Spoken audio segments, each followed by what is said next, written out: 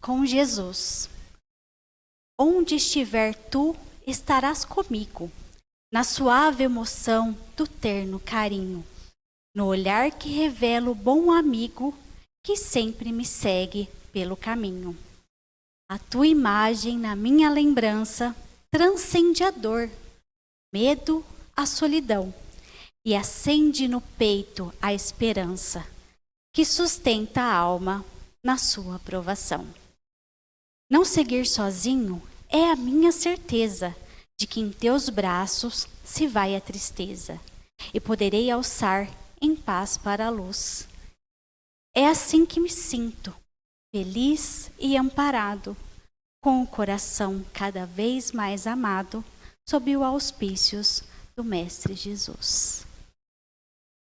Que possamos, nessa manhã, acerenar o nosso coração, mentalizar as nossas crianças, para que elas possam interiorizar os ensinamentos do nosso amigo e irmão Jesus, e que aqui também possamos ser intuídos para receber as mensagens da manhã.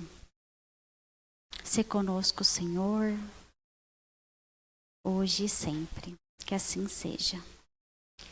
E hoje a nossa palestra é com Donizete. Essa poesia é do Donizete, Suaves Mensagens Poéticas, desse livro.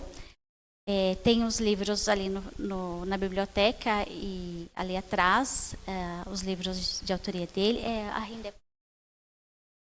A renda toda revertida aqui para o centro. E esse livro aqui, a minha filha tem 11 anos e nós usamos para o Evangelho no Lar. Foi muito legal, porque ele tem a poesia e tem também o comentário.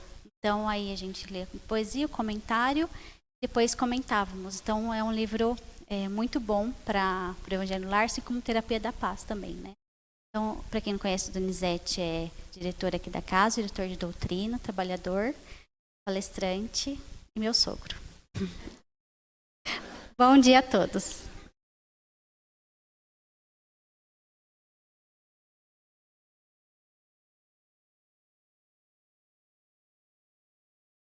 Bom dia a todos. Eu sou o sogro dela. Antes de nós começarmos, muito obrigado pela presença de todos, é sempre muito importante. Nós consideramos aqui nesta casa esta atividade a mais importante. Todas são importantes, mas cuidarmos das nossas crianças, dos nossos filhos, é um mandato divino. Imaginemos isso, porque os filhos não são nossos, os filhos são de Deus. E Ele então nos dá uma procuração para que nós cuidemos dos filhos dele. Veja como que isso é importante, né? Todo mandato, quem é advogado sabe disso, todo mandato implica em prestação de contas. Então nós, quando retornarmos ao mundo espiritual, daremos conta do nosso trabalho em relação aos nossos filhos. Então a gente é muito preocupado com isso e é muito bom nós vermos todos vocês também preocupados com os seus filhos. Então, certo. Tá bom. Conta-se que Esopo, que era um filósofo grego, ele estava trabalhando como escravo de um senhor,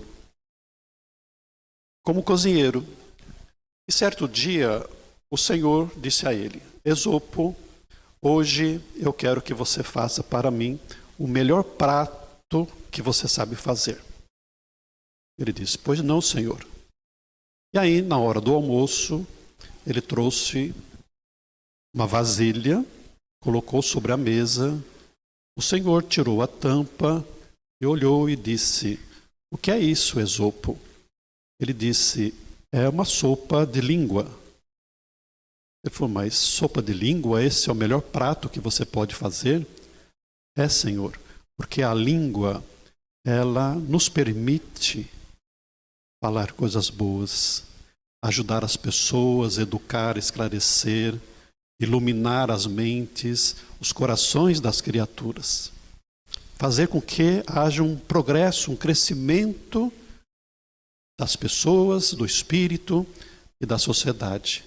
É muito importante nós aprendermos a usar a língua como instrumento de educação das pessoas e de nós mesmos. E ele ficou pensando e disse: então, Esopo, eu quero que à noite, na janta, você faça o pior prato que você souber fazer. Pois não, senhor, disse o Esopo. E à noite, a mesma tigela, o senhor tirou a tampa, olhou, era uma sopa, e ele disse: sopa do que, Esopo? Ele disse: senhor, é uma sopa de língua. Ele falou: mas como assim você me apresentou a sopa de língua no almoço e disse que era o melhor prato, e agora você me traz a mesma sopa dizendo que é o pior prato?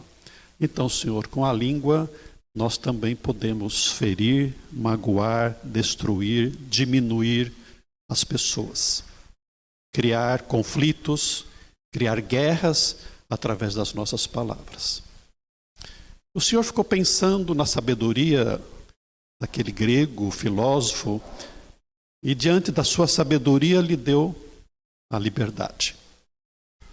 Então, é importante nós pensarmos sobre a importância das nossas palavras, da nossa língua, porque as nossas dores maiores, os nossos conflitos, têm muito a ver com o uso das nossas palavras.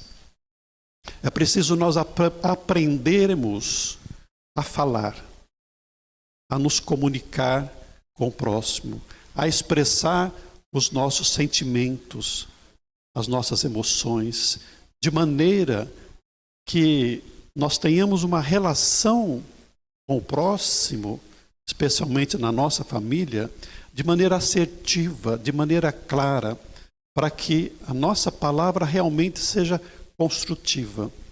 E especialmente quando nós estamos lidando com os nossos filhos. Será que nós estamos usando frases boas? Ou nós estamos usando palavras inadequadas? Como é que nós nos dirigimos aos nossos familiares, à nossa mulher, ao nosso marido, aos nossos filhos, aos nossos irmãos? Como é que é a nossa comunicação?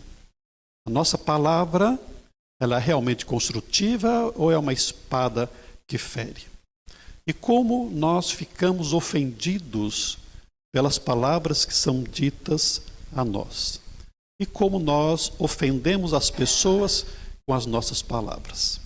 E muitas vezes dizemos assim: escapou, não foi isso que eu queria dizer.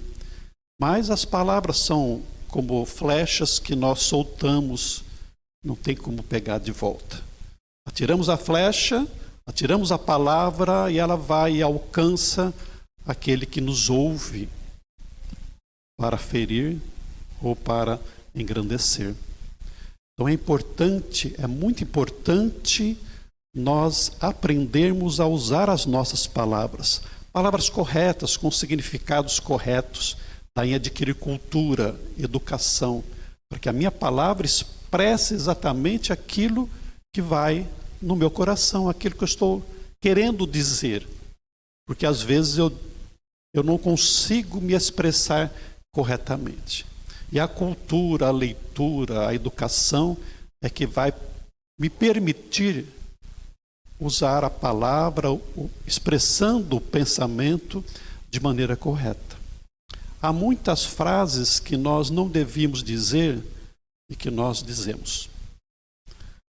Eu fui juiz da infância durante muito tempo e era muito comum nós ouvirmos as mães se referindo aos seus filhos de maneira negativa na presença deles. Tipo assim: não adianta, doutor, porque ele é burro, ele não aprende.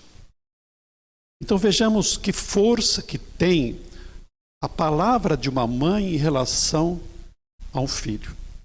Porque a mãe representa algo assim muito superior, muito sublime para o filho. É o exemplo, a mãe e o pai.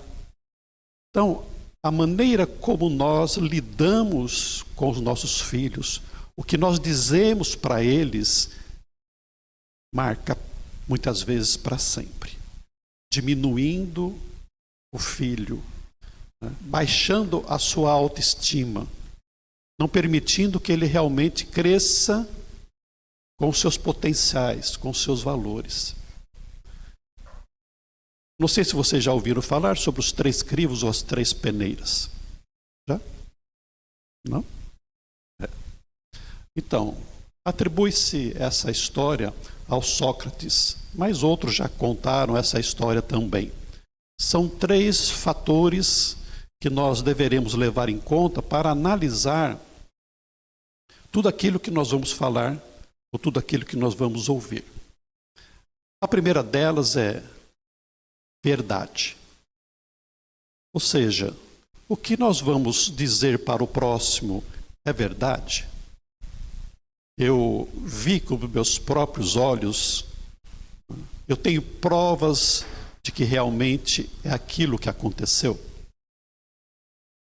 A segunda peneira ou segundo crivo é a utilidade. Ou seja, o que eu vou comentar é bom, é útil, vai servir para alguma coisa. Quantas vezes nós trazemos da rua para dentro de casa, comentando à mesa coisas negativas, falando de acidentes, de suicídios, de outros crimes, criticando pessoas. Qual a utilidade disso para o nosso ambiente familiar ou para que os nossos filhos tenham conhecimento? O terceiro crivo é bondade. É bom. Vai servir para alguma coisa, para o meu crescimento emocional, sentimental? Não. Então eu não falo. O problema aqui entre nós é que, se a gente for levar em conta essa peneira, nós não vamos conversar com quase ninguém, né? Porque se alguém vier contar alguma coisa para mim, e eu parar e perguntar assim, espera um pouquinho só, o que você vai me contar é verdade? O que você vai me contar é útil para alguma coisa? É bom? Então, o silêncio é muito importante, porque você nunca vai se comprometer pelo silêncio, mas você vai se comprometer pelas palavras. E as palavras realmente ferem e magoam. Numa discussão, às vezes é melhor você ficar quieto, no silêncio, usar a água da paz, como disse Chico Xavier, nos recomendando, é o silêncio. Você coloca a água na boca, não engole nem cospe, fica com ela até as coisas se acalmarem. Porque acontece muito quando nós estamos emocionados, quando nós estamos destemperados, nós falarmos coisas das quais nós vamos nos arrepender alguns minutos depois.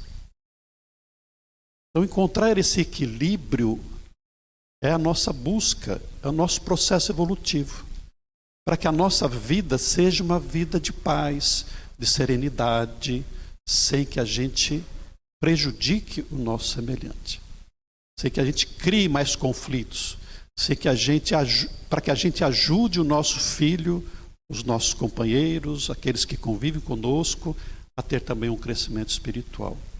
E isso é importante para nós, para o nosso processo evolutivo. E nós queremos aqui aproveitar este momento para fazermos uma interação com vocês. Se tem muitas frases que nós não devemos ou não deveríamos dizer, existem algumas que nós devemos dizer, mas corriqueiramente nós não dizemos. Mas que se nós aprendermos a utilizar, vai ser muito bom para os nossos relacionamentos, para o nosso crescimento espiritual. Então nós convidamos algumas pessoas aqui dos pais para nos ajudarem nessa interação. A Lilian está com o microfone, vai trazer aqui. Nós temos alguns envelopes E o envelope está numerado de 1 a 6. Quem tem o número 1, companheiro aqui, por gentileza, fique em pé, para todo mundo saber quem você é.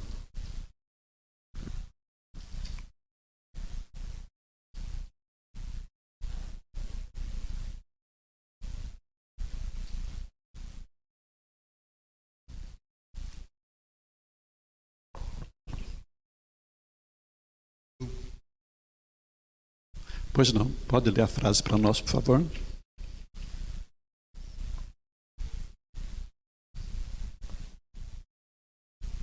Eu gosto de você. Opa! Não pense negativamente. Muito obrigado, pode sentar. Como é bom acordarmos pela manhã e ouvirmos alguém dizer: eu gosto de você, eu te amo. Não sei se vocês se lembram do filme Ghost. Assistiram? Então, tem uma passagem muito interessante. O casal, que era o mocinho, o Sam, estava saindo com a namorada do filme e eles estavam caminhando pela rua. Em dado momento, ela disse para o Sam: Sam, eu sempre digo para você, te amo, e você não disse que você me ama. Porque ele só dizia me too, né? Ela dizia I love you, e ele dizia me too. I love you, ele dizia me too. Mas ele não dizia para ela, eu também te amo, eu te amo. E ele fala, mas você sabe que eu te amo. E ela disse, mas eu gostaria de ouvir você dizer para mim que você me ama. Porque todos nós precisamos ser amados. Eu preciso amar e eu preciso ser amado. O amor é o alimento das almas. Nós ingerimos comida para manter o nosso corpo, mas nós precisamos do afeto. Todos nós precisamos do afeto, do carinho, da atenção, enfim, nós precisamos do amor. Mas nós precisamos expressar o amor para que o outro tenha certeza disso. Para que não fique só subentendido, mas que seja claro. E essa palavra, amor, I love you, tem uma força muito grande. Porque quando nós dizemos para alguém, eu gosto de você, eu te amo, eu não estou dizendo apenas palavras. Porque se é sincero, se é do fundo do meu coração, as minhas palavras, os meus pensamentos são acompanhados de fluidos vitais, que envolvem a nossa atmosfera espiritual, envolve a pessoa a quem eu estou dizendo, expressando o meu sentimento, com energias renovadoras, fortalecedoras. Eu abraço e digo, eu te amo, eu estou envolvendo a criatura com as minhas energias boas. E isso alimenta a minha alma. Eu me sinto cheio de força, cheio de esperança, cheio de animação. Vivo animado para a vida, porque eu sei que alguém me ama, alguém gosta de mim, alguém vai estar comigo nos momentos mais difíceis, nas dificuldades de doença, de pobreza, de conflitos. Eu sei que eu vou ter com quem me apoiar. Basta às vezes a presença daquela pessoa para que eu já me sinta muito animado. Mas é importante eu expressar esse sentimento que todos nós carregamos. Às vezes nós não sentimos muito forte esse sentimento, mas o amor se aprimora, o amor cresce. Então nós temos que cuidar das nossas relações afetivas como cuidamos de uma planta, como nós cuidamos de um pet. O amor, ele tem que ser regado todos os dias. E expressar o sentimento através de palavras, através de gestos, mínimos gestos. Você vai ao supermercado, você fala assim, vou levar um chocolate, vou levar um bombom para ela ou para ele. Não é o bombom, não é o chocolate, não é uma florzinha, é o gesto. Eu sou importante, eu sou lembrado. E isso me anima. Porque a nossa felicidade depende disso. Depende das relações que nós temos uns com os outros. Não é falta de dinheiro que faz eu sofrer. Não é eu perder o emprego que faz eu sofrer. O que causa maior sofrimento para nós é a falta de afeto. É não ter ninguém. É não se sentir amado.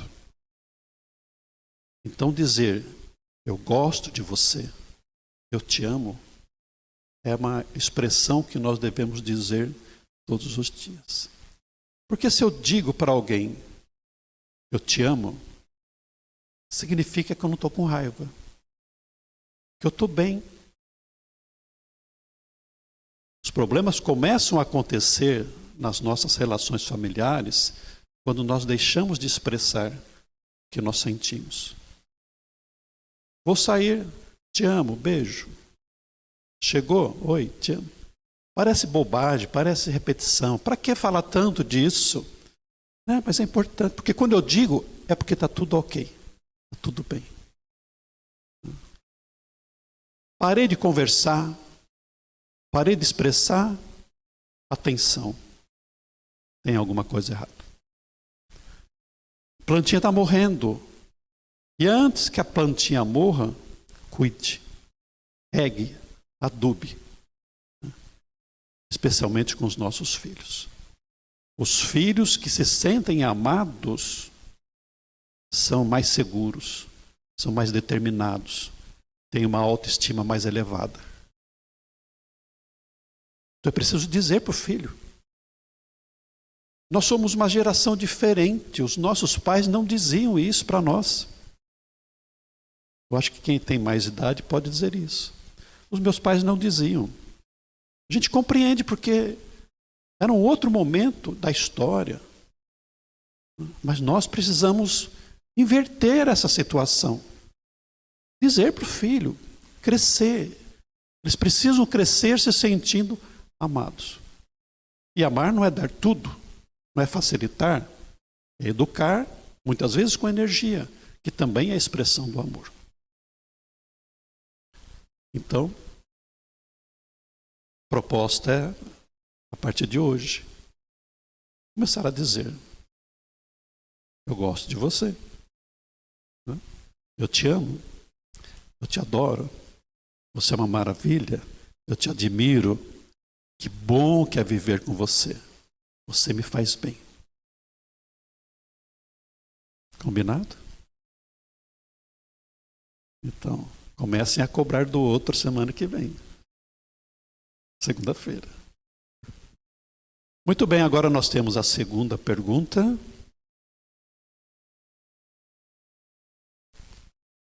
Deixa eu chegar ao microfone. Bom dia.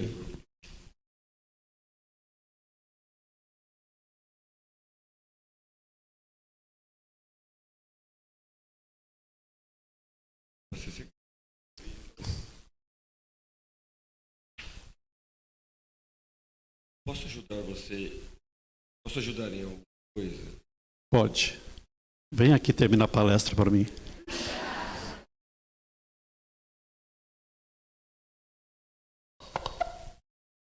O maior no reino dos céus é aquele que for o mais servidor.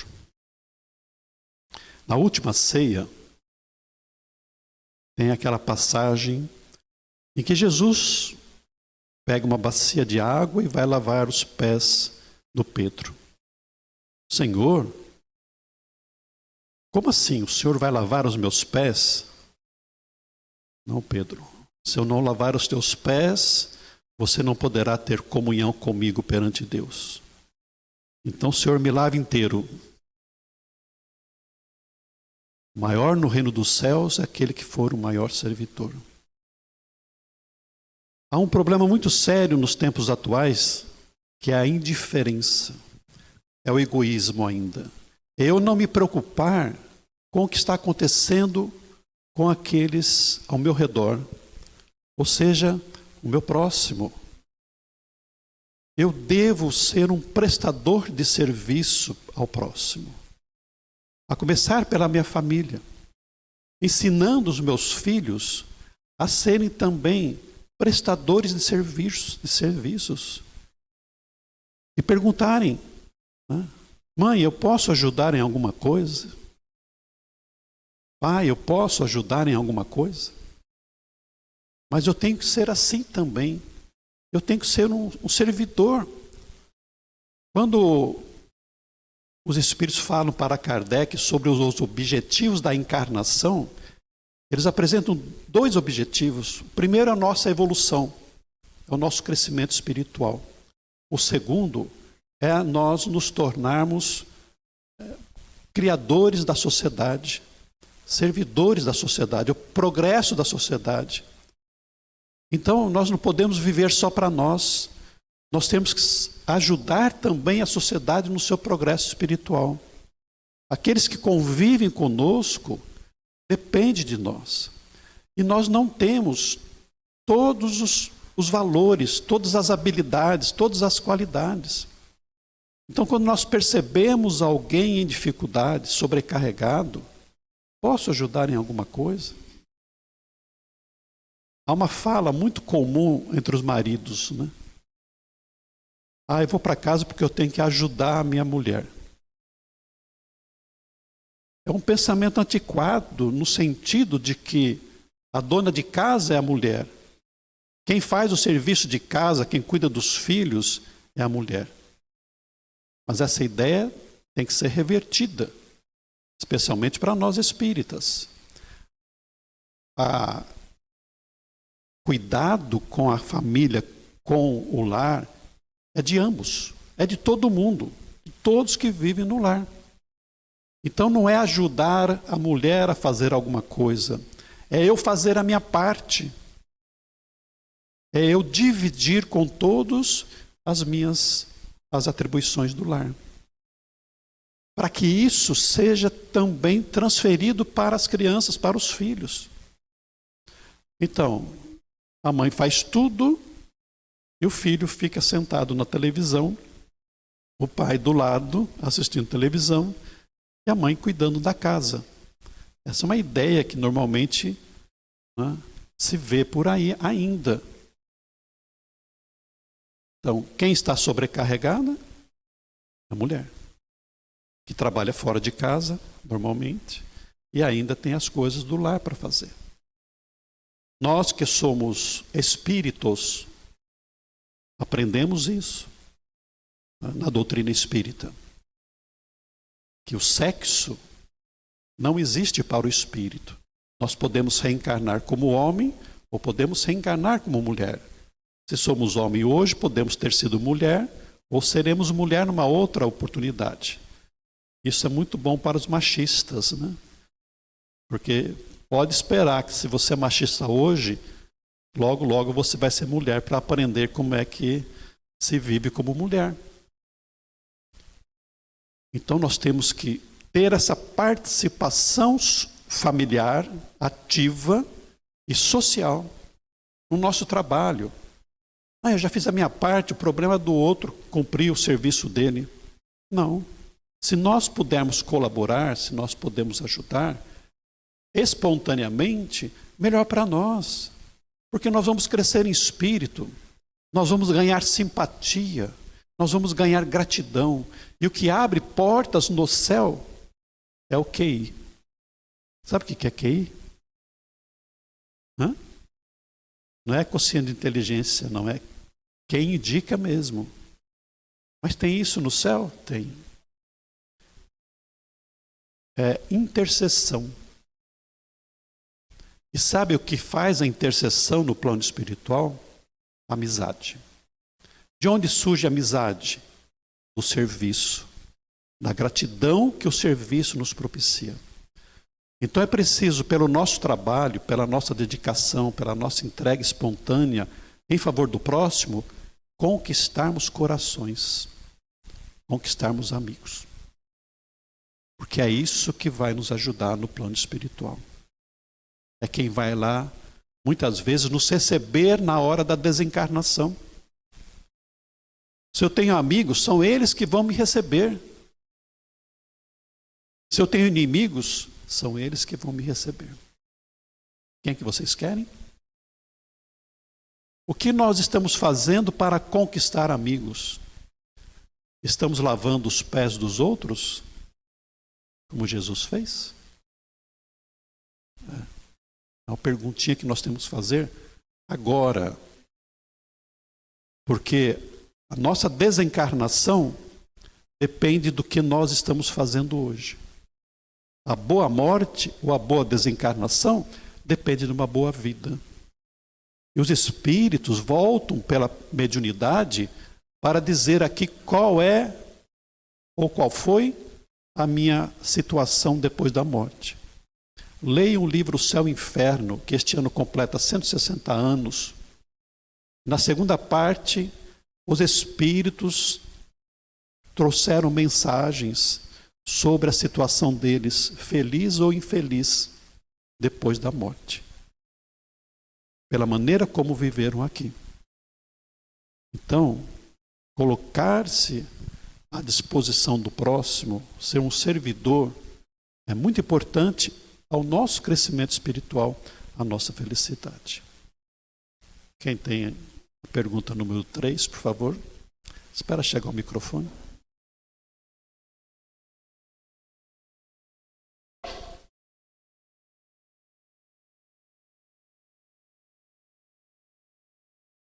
Eu preciso de ajuda. O orgulho não pede ajuda. O orgulho se reconhece o melhor, o maior, o independente. E nós precisamos reconhecer a nossa imperfeição, as nossas dificuldades e humildemente rogarmos a ajuda das pessoas que podem, de alguma maneira, nos ajudar na nossa vida, em qualquer setor que seja. No trabalho, no lar, na sociedade. Todos nós precisamos de ajuda. O nosso processo evolutivo, ele não precisa ser exclusivo, independente, com as minhas próprias forças. Eu posso realmente solicitar ajuda quando eu não sei fazer alguma coisa. É orgulho da minha parte achar que não, eu tenho que fazer tudo sozinho, eu tenho que aprender. Não, você pode aprender pela experiência do outro, com a ajuda do outro. E cada vez mais hoje nós temos pessoas especializadas a fazer aquilo que nós temos. Eu tenho uma dívida para pagar, eu tenho especialistas na área financeira para me ajudar a sair da minha dívida. Eu tenho problemas jurídicos, eu tenho os advogados que me ajudam. Tenho um problema de saúde, eu tenho os médicos. Tenho questões emocionais, eu tenho psicólogos e psiquiatras. Eu tenho problemas espirituais, eu tenho os atendentes fraternos no centro espírita. Eu tenho os pastores, os padres, os coaches até, por aí, para nos ajudar. Por que ficarmos sofrendo? Nós não estamos aqui para sofrer. Estamos aqui para ser felizes. Sofrer tem muito a ver com uma questão muito pessoal. Como nós encaramos os conflitos, as dificuldades, os problemas na nossa vida. Então nós podemos desenvolver a nossa humildade e quando nos sentirmos aflitos, desesperados, buscarmos ajuda. Uma companheira nossa de Adamantina, ela estava vivendo um problema já pessoal há um ano. E ela, com vergonha, que às vezes é uma manifestação do orgulho, não queria buscar ajuda. E certo dia ela estava tão desesperada que ela estava chorando e ela falou, eu preciso buscar ajuda. E ela entrou no carro chorando e saiu andando, pensando em com quem ela poderia conversar para ajudá-la a vencer aquela dificuldade. E ela ficou andando, passava na frente da casa de alguém, não tinha coragem de descer, passava na outra, também ficava preocupada de aborrecer, de atrapalhar, até que quando ela passava na frente da casa de um companheiro, do centro, ele estava lá na frente. E aquilo foi um estímulo para que ela parasse, conversasse com ele. Conversaram meia hora. E ela se acalmou, encontrou uma luz, voltou para casa muito mais tranquila, sabendo que poderia vencer o problema. Então, por que ficar sofrendo indefinidamente por um problema que está nos afligindo? Quanto mais eu deixo o problema crescer, pior fica. E nós precisamos dar essa abertura aos nossos filhos, para que quando eles estiverem angustiados, seja por problemas na escola, de namoro, que venha conversar conosco, para que eles abram o seu coração. Eles precisam ter um apoio onde se encontrar para conversar e encontrar a solução. Às vezes, o outro tem uma solução muito fácil para o nosso problema e nós estamos ruminando aquele problema sem solução. O outro vem e fala assim, faz assim. Puxa, mas é só isso? É, fácil. Serve para as coisas do nosso dia a dia, serve para as coisas do Espírito também. As orientações de Jesus são para isso. Estou em conflito com o meu marido, com a minha mulher. Qual que é a solução? Converse. Perdoe. Existem soluções que às vezes nós não queremos, mas que se colocadas em prática, elas realmente vão nos ajudar. Então, deixe a vergonha de lado, deixe o orgulho de lado, peça ajuda, vai dar certo. 4.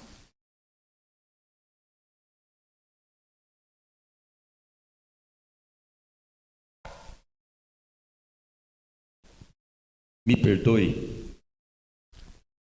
Não vou te perdoar, não. O que você me fez me magoou muito. Viu? E já, depois de tanto tempo, agora que você resolveu me pedir desculpas, essa é a frase mais difícil para nós dizermos. Me desculpe. Tem gente que fala muito facilmente. Desculpa. Mas continua fazendo sempre a mesma coisa.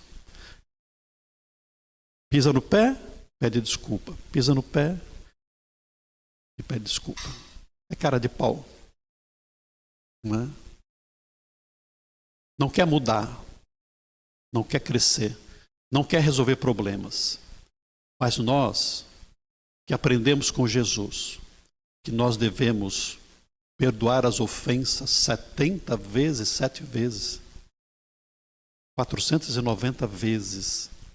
Aí uma mulher foi conversar com o Chico e falou assim, Chico, eu não aguento mais o meu marido. Vive brigando comigo, né? Não me ajuda em nada. Aí o Chico falou assim, mas minha irmã, Jesus falou que é preciso perdoar. Perdoar 70 vezes, 7 vezes. Ela falou assim, eu já perdoei mais que 490 vezes. Aí o Chico pensou e falou assim, o Emmanuel está me dizendo que é perdoar 490 vezes cada ofensa. E a gente não entende isso. Como assim perdoar 490 vezes? Acontece que a ideia nossa de que perdoar vai beneficiar o outro, vai livrá-lo da conduta dele. Mas não. O perdão liberta nós mesmos. Por que eu preciso perdoar? Porque eu fiquei ofendido. Não são as pessoas que me ofendem. Porque ele pode dizer o que ele quiser. Se eu estiver em paz comigo, aquilo não me afeta. Eu não fiquei ofendido, portanto, não preciso perdoar. Então, o perdão faz bem para mim. Se eu fiquei ofendido, se eu fiquei com raiva, se eu fiquei com mágoa, se eu estou ressentido, quem é que está sofrendo? Eu. Muitas vezes o criminoso mata alguém, mata o filho de alguém, e o pai fica com raiva, fica com ódio, não consegue mais viver, quer justiça, quer que o outro morra.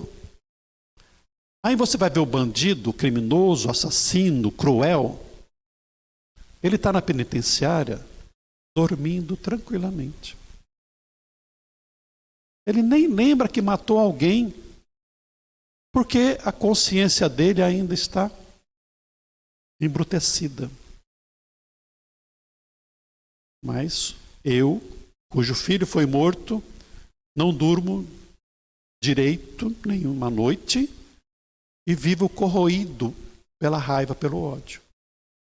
O perdão vai servir lá para o criminoso? Não. O perdão vai servir para mim. Então, em tudo, os conflitos pessoais, familiares, o perdão não serve para o outro, serve para mim. Ajuda o outro? Ajuda. Ajuda porque ele vai se sentir mais fortalecido para mudar a vida, para ser outra pessoa. Porque o fato de eu perdoar não significa que eu tenho que conviver. Leia o capítulo Amar os Inimigos do Evangelho segundo o Espiritismo, quando Kardec fala sobre isso. Que perdoar o inimigo não é ter por ele o mesmo afeto que você tem por alguém, amigo, um familiar. Você não vai levá-lo para casa. Se o outro não muda, você não vai viver mais com ele, mas você não vai guardar raiva, ódio, desejo de vingança. Porque o importante é ter o coração em paz.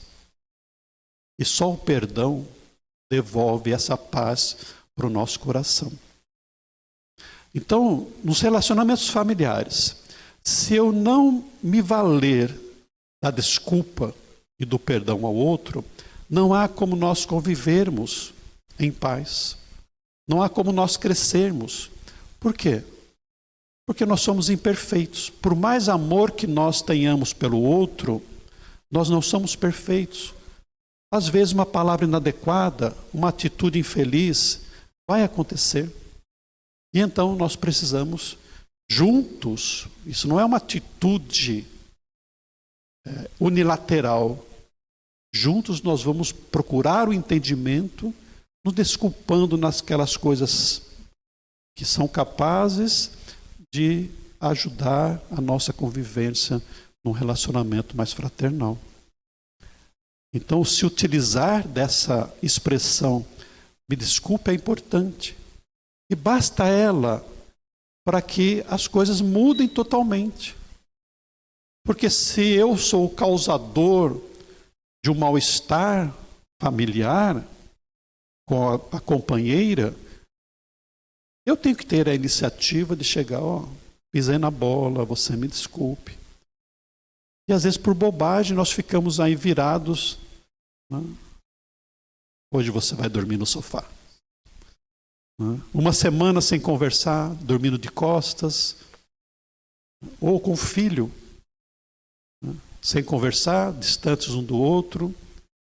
Mas se nós tivermos a coragem de fazer uma DR, um diálogo sincero, começando sempre por essa frasezinha que é: eu gosto de você.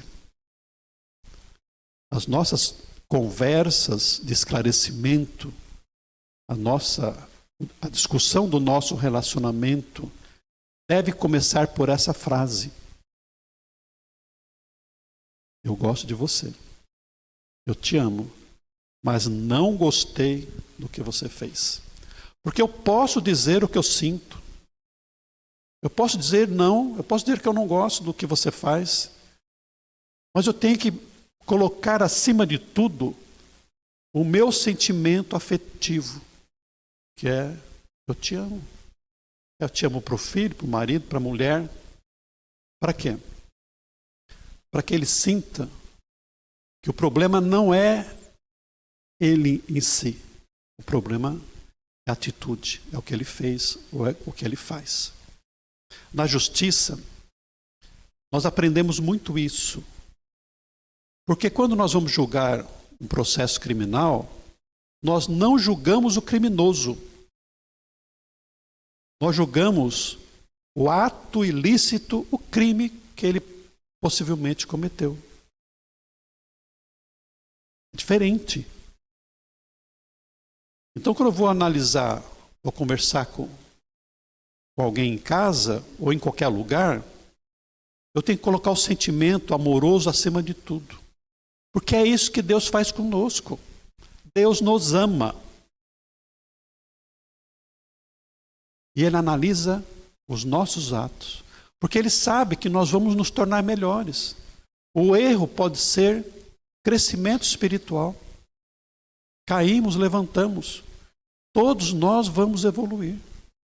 O Paulo, o apóstolo, era um assassino. Não era? Ele matou Estevão, matou outros, mandou matar outros. Ele expulsou da Judeia os que seguiam Jesus. Ele se apropriou dos bens. Ele era um criminoso. Mas foi ele que Jesus foi procurar. Porque Deus, Jesus, os bons espíritos, sabem dos nossos valores internos, dos nossos potenciais. Então, quando nós vamos conversar com um filho que fez alguma coisa de errado, filho, eu te amo, mas o que você está fazendo não é certo. Então, o amor tem que ser colocado acima de tudo. É um aprendizado. Nós não aprendemos a ser assim. Então, precisamos aprender. E expressar o amor, pedir perdão, evoluir, conquistar virtudes, tudo é treino, é hábito. Nós precisamos aprender a viver melhor em todas as virtudes. Em falar eu gosto, em pedir ajuda, em se oferecer, em pedir perdão, é treino. Temos mais uma pergunta, acho que é a número 5, né?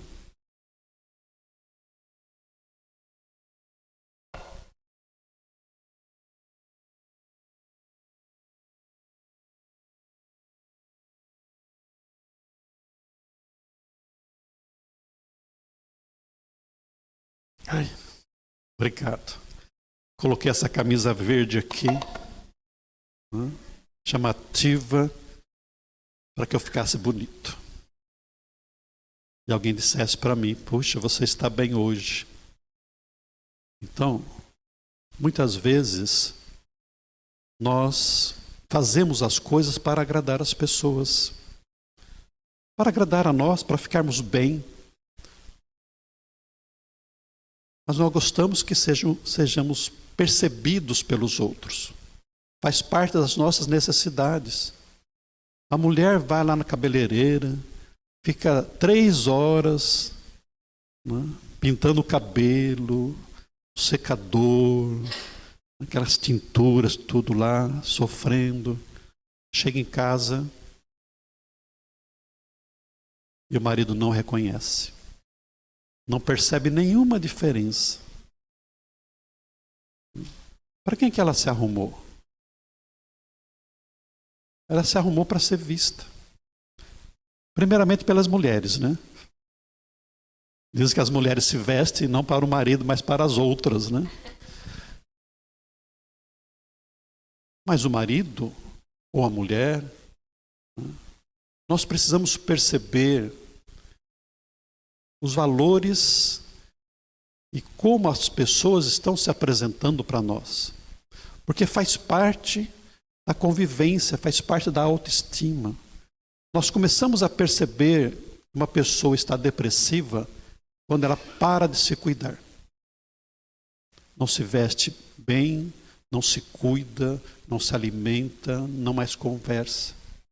A pessoa saudável, ela quer se sentir bem, ela quer se sentir bonita, porque a beleza é universal. Beleza faz parte de Deus. Olhemos as flores. Veja, uma beleza. A beleza faz parte de Deus. E nós fazemos parte também de Deus. A busca pela beleza.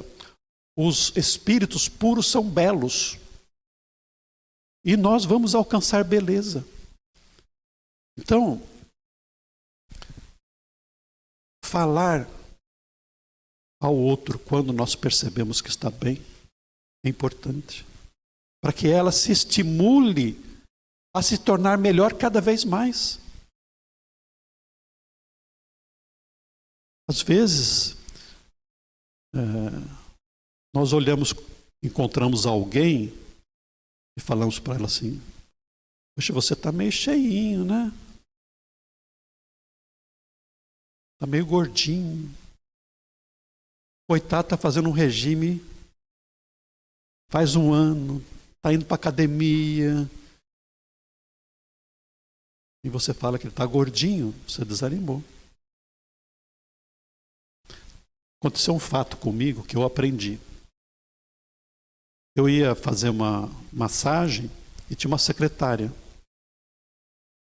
E certo dia eu observei que ela estava assim, gordinha.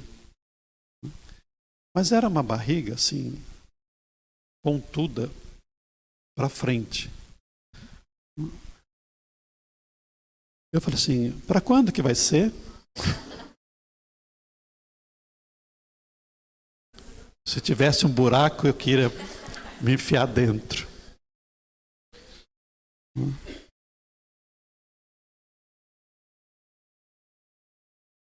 Ela não estava grávida.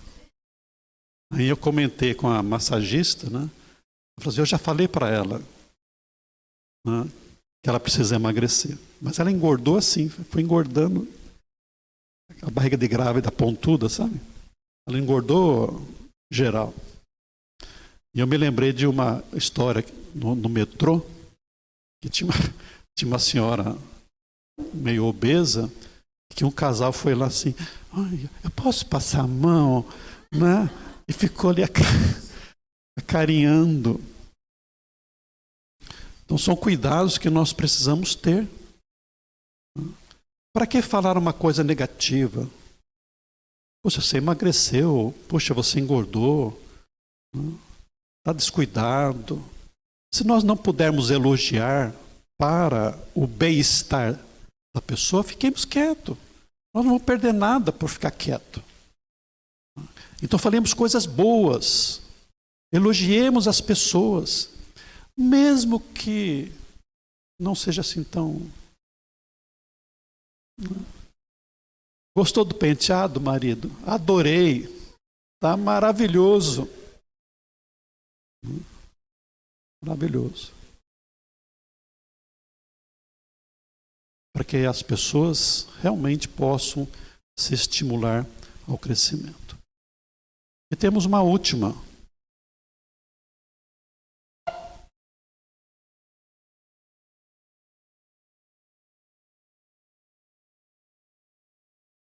Bom trabalho, parabéns. Obrigado. Sempre deixo essa para o último, né? Porque pelo menos ela disse que o trabalho foi bom, vou voltar para casa mais estimulado, né? E os nossos filhos precisam ouvir isso. Nossa mulher precisa ouvir isso, nosso marido. O trabalhador da EVEF, do centro, precisa ouvir isso. Precisa ter um estímulo. Bom trabalho, parabéns. Talvez se você mudar um pouquinho aqui, vai ficar melhor. Se você fizer desse jeito, talvez o resultado seja mais positivo. Então, elogiar as pessoas não é bajular, não é ser falso, mas é estimular a pessoa a tornar-se melhor, a fazer melhor cada vez mais o que ela já está fazendo. Porque assim conosco, nós não fazemos as coisas direito da primeira vez. Só vamos nos tornar realmente experts depois de muito treino, de muitas reencarnações. Se o filho está aprendendo a tocar piano, teclado, vai errar, vai ter dificuldades. Não faça, vai tocar o piano para ele. Não faça a tarefa do filho. Porque às vezes nós fazemos, né? Deixa o filho errar. Deixa o filho errar. Não deu tempo, problema dele. Ele tinha que ter feito. E quando a professora repreender, ele vai ficar com vergonha, a próxima vez vai fazer direito.